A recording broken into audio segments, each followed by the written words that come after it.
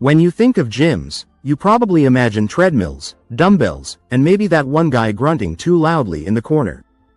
But behind the scenes, the fitness industry isn't just about sweat, it's about money, power, and a global transformation in how humans value health. Today, we'll uncover how fitness became a trillion-dollar industry, why Wall Street loves it, and where the future might take us. 1. A global growth engine. Let's start with the scale.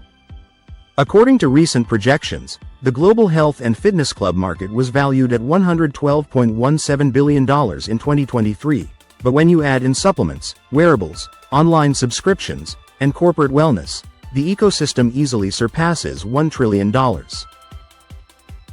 And demand is still climbing. By 2030, analysts expect the fitness economy to nearly double, reaching around $202.78 billion for clubs alone, riding on two megatrends: aging populations in the West and growing middle classes in Asia. Fitness is no longer just about athletes or bodybuilders, it's about ordinary people spending more money to live longer, healthier lives.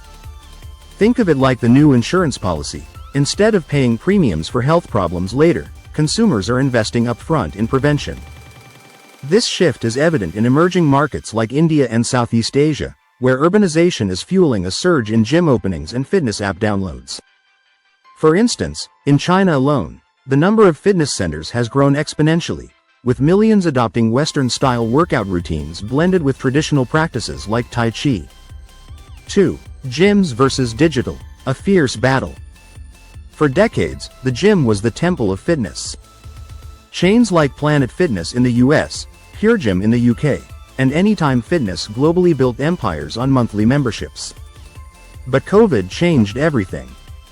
Suddenly, people realized they could sweat at home. Peloton, Apple Fitness Plus, and YouTube instructors exploded in popularity.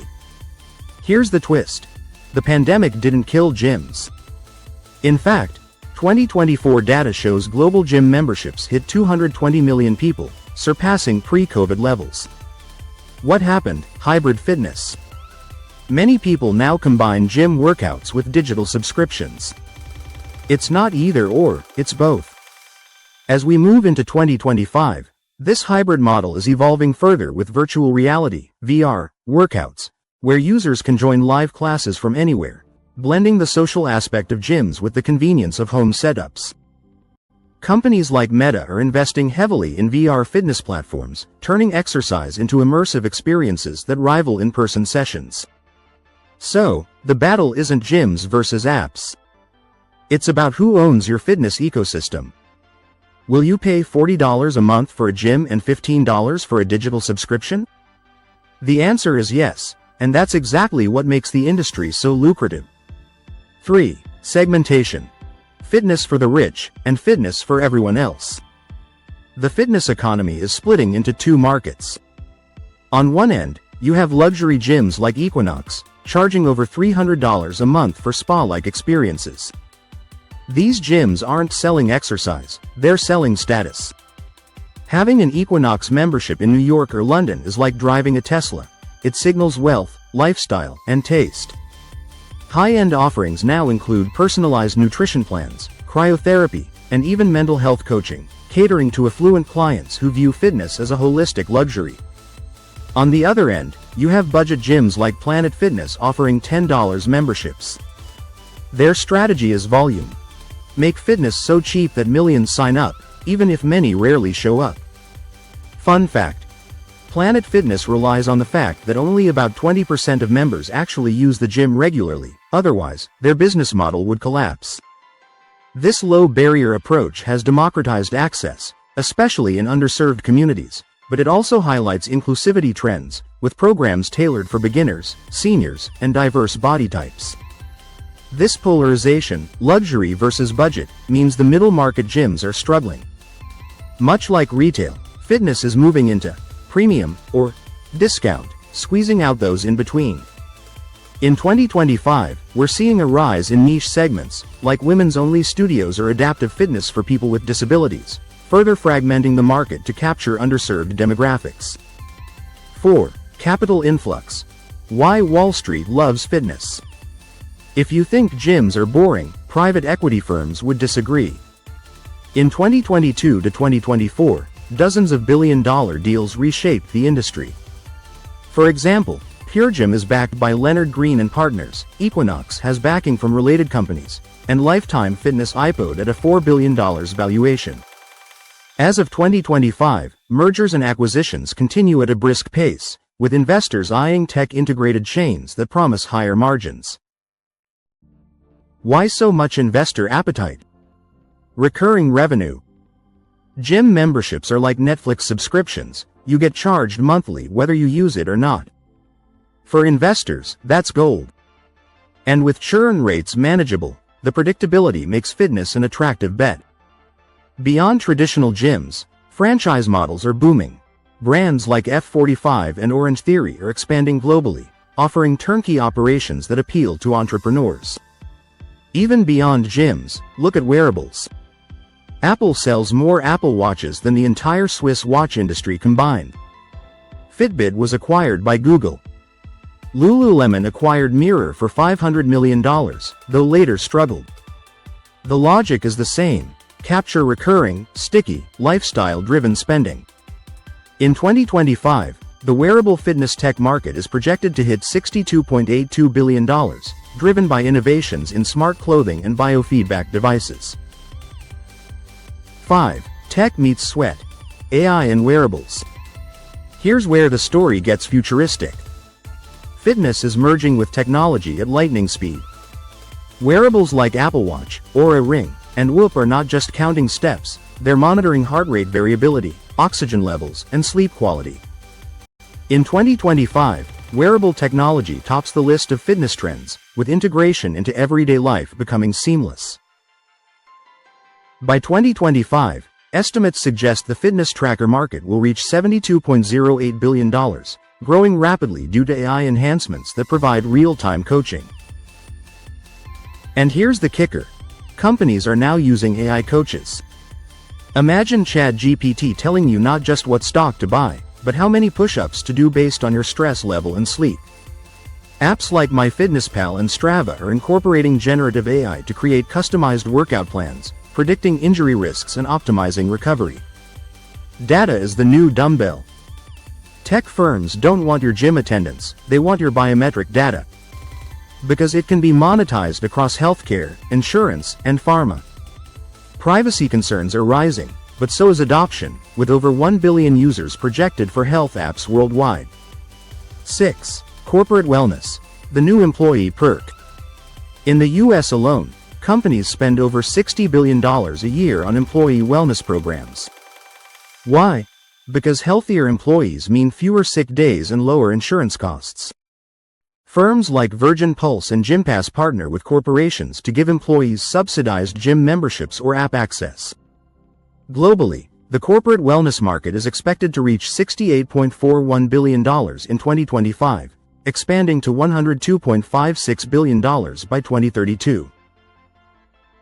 Think about it. Fitness is no longer a personal decision, it's becoming a workplace policy. In fact, McKinsey reports that every dollar spent on corporate wellness can yield $3 in healthcare savings. That's not yoga, that's ROI. Post-pandemic, programs now emphasize mental health, with offerings like mindfulness apps and on-site yoga, helping combat burnout in hybrid work environments. 7. Fitness as entertainment. This one's fascinating. Fitness is becoming content. Just like Netflix made TV bingeable, companies are trying to make workouts addictive. Peloton isn't just a bike, it's a media company producing live shows where instructors are celebrities. On YouTube and TikTok, fitness influencers like Chloe Ting or Chris Heria reach millions. Their monetization isn't just ads, it's sponsorships, merch, supplements. For many Gen Z users, watching workouts is almost as popular as doing workouts. Gamification is key, with apps like Zwift turning cycling into virtual races and Duolingo-style streaks for exercise habits. This crossover between fitness and entertainment is why Nike's training app, Les Mills VR workouts, and gamified fitness are exploding. Sweat is the new streaming. In 2025, trends like social fitness challenges on platforms like Instagram are boosting engagement, turning solo workouts into community events. 8. The future. Where do we go from here? So where's the industry heading? 3 big predictions. 1. Medical fitness integration. Expect gyms and hospitals to merge services. Prescription workouts could become as common as prescription drugs, with doctors partnering with apps for tailored rehab programs. 2. Global expansion in emerging markets. India, Southeast Asia, and Latin America are fitness's next gold mines. With urbanization and rising incomes, expect millions of new gym-goers, especially through affordable digital platforms. 3. Financialization of health. Insurance companies will increasingly tie premiums to fitness data. Walk 10,000 steps? Your health insurance is cheaper. Stay sedentary? You pay more. In short, the line between healthcare, fitness, and finance is blurring. Your future bank loan might even ask, "What's your resting heart rate?" Looking ahead, sustainability will play a bigger role, with eco-friendly gyms using recycled materials and energy-efficient equipment to appeal to environmentally conscious consumers. Inclusivity trends, such as programs for older adults and diverse groups, will dominate, ensuring fitness is accessible to all. 9. Challenges and risks. Navigating the sweat economy. No industry booms without hurdles. Despite growth, fitness faces saturation in mature markets like the US, where gym density is high and competition fierce. Economic downturns could pressure budget-conscious consumers to cancel memberships, as seen in past recessions. Additionally, regulatory scrutiny over data privacy in wearables is intensifying, with governments mandating stricter controls on biometric information.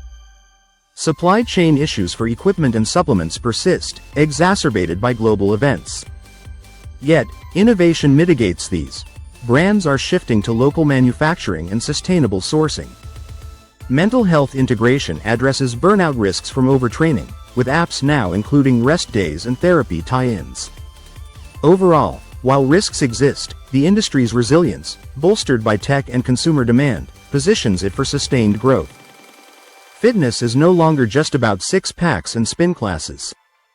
It's about a trillion-dollar industry reshaping healthcare, technology, and even labor markets. From Wall Street to your smartwatch, everyone wants a piece of the action. So next time you skip a workout, remember, you're not just letting yourself down, you're leaving money on the table for someone else. Stay curious, stay sharp.